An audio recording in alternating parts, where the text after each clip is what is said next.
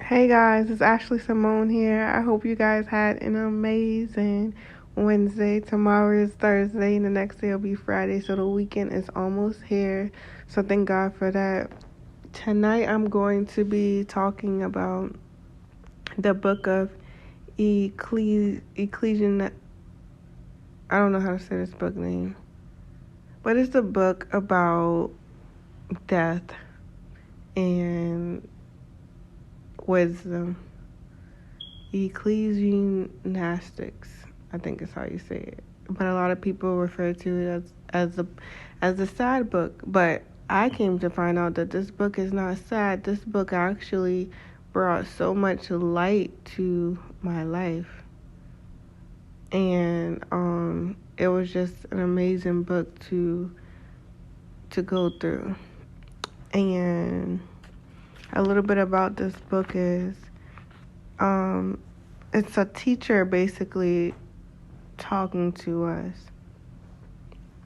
And the teacher is the main character in the book. And it's different than the author of the book. So the author of the book is unknown, but wants us to hear all of what the teacher has to say to us. And one of the main things that I wrote down was life under the sun, as in the sun in the sky, the shining sun, has nothing to offer, but life under the sun, as in Jesus Christ, has everything to offer.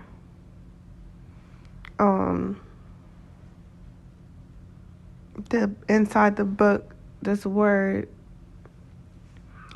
word is Havel, which has a lot of different meanings.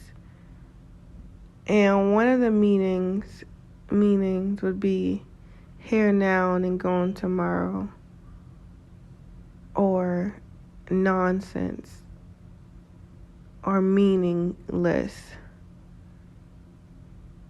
or like chasing after the wind. And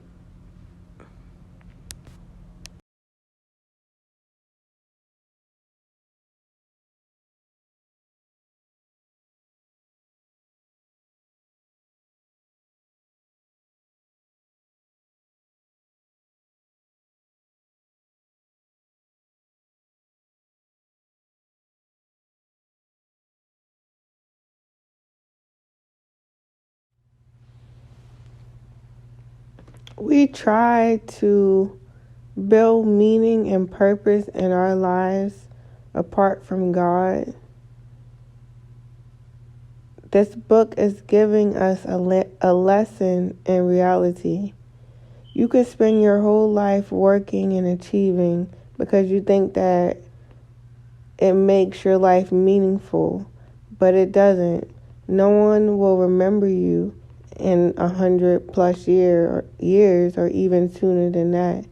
But everything that is here, as in mountains, the seas, the sky, it will still all be here. One day we all are going to die. It doesn't matter if you're young or old, rich or poor. We like to invest our lives in false hopes to find meaning and significance, like wealth or career or social status or pleasure. Working hard will not make life worth it. You work hard all these years, and when it comes down to passing it on when you get older, the kids don't even want to do it or even care about carrying on the work that you have done. We should be living by wisdom and the fear of the Lord. But even that is havel, because it doesn't guarantee a good life. Good people die tragically, and bad, horrible people live long and prosper lives. Wisdom doesn't work the way you think it should all the time.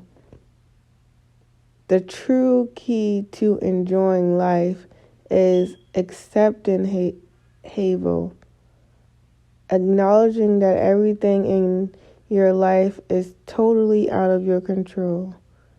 The gift of God is enjoyment of simple, good things in life, like friendships or families, a good meal, or a sunny day.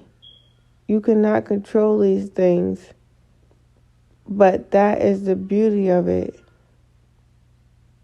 When I come to adopt a posture of total trust in God, it frees me to simply enjoy my life as I actually experience it, but not as I think it should be.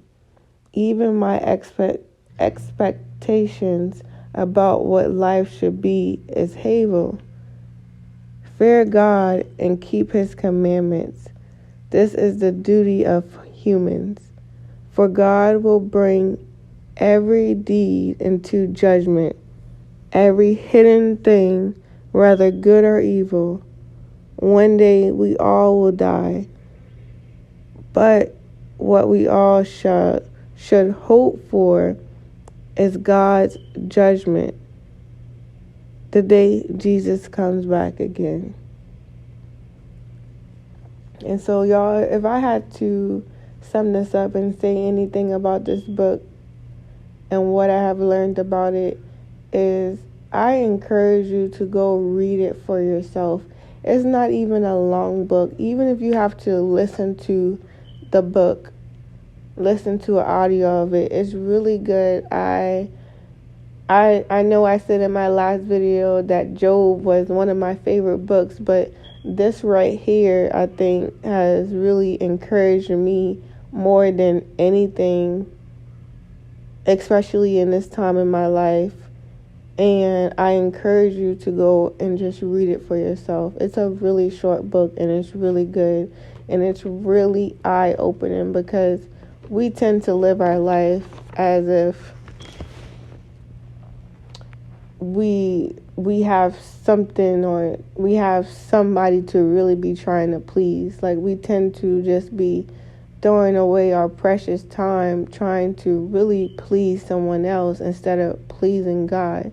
Because if we was to put the time in that we put out into these jobs that we work on daily, into trying to figure out what it is that God needs us, and not needs us, but will like us to do here on earth while we're here, we would not be putting as much work and as much time into doing these unnecessary things. Like, we all have a purpose here on life, and we need to figure out what it is so that we won't be wasting unnecessary time and really enjoying the things on this earth that God has put here for us to enjoy. We shouldn't be stressing and just worried about things daily, just basically killing ourselves, not even knowing that we're stressing ourselves out so much. We are not meant to live that way. So I encourage you again, go read this book so that you can get a clear understanding on what God wants from you. Because this thing where we're just overwhelmed and dealing with so much anxiety and fear and just unnecessary stress, it's not what God wants for us. It's not at all. That's a trick from the enemy. That's not what you're supposed to be doing. I just encourage y'all to just open the book and read it, or find a audio and listen to it. It has really changed my life and helped me in this walk that I'm on with God. So y'all, I hope that this a little bit of Bible study encouraged someone But just know that one day we all must die. We all must die. And we must pray and hope for the day of judgment. Because the day of judgment is when we really get to go to be with our Father in heaven. And who doesn't want to make it to heaven? I know I do. So live your life the best you can. Live your life following God's commandments. I'm not saying be perfect or that you need to be perfect, but try your best to be perfect. And I know you will never be perfect, but just try. I love you guys, and good night.